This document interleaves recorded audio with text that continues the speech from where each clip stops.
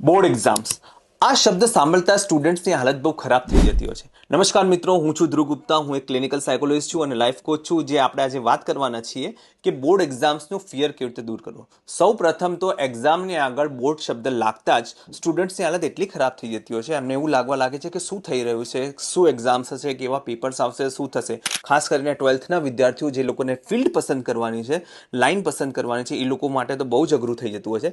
પણ હું મારા અંગત અનુભવથી કહી શકું કે 10th અને 12થની બોર્ડની એક્ઝામ્સ એ સ્કૂલની એક્ઝામ કરતાં ઘણી સરળ હોય છે, કારણ કે એ બધા જ વિદ્યાર્થીઓને ધ્યાનમાં રાખીને બનાવવામાં આવતી હોય છે. એટલે છોકરાઓ એટલી ડરવાની જરૂર છે નહીં, એટલી ગભરાવાની જરૂર નથી. અને એની સાથે હું કેટલીક ટિપ્સ પણ આજે તમને આપવા માંગીશ કે પૂરી ઊંઘ લો. અને કોઈ પણ વસ્તુ તમને સતાવતી હોય તો પોતાના મા બાપ, પોતાના રિલેટિવ્સ, પોતાના ફ્રેન્ડ્સ, પોતાના સાયકોલોજિસ્ટ, જે પણ તમને લાગતા હોય યોગ્ય એવા લોકોને પોતાની વાત કહો. કોઈ પણ વસ્તુ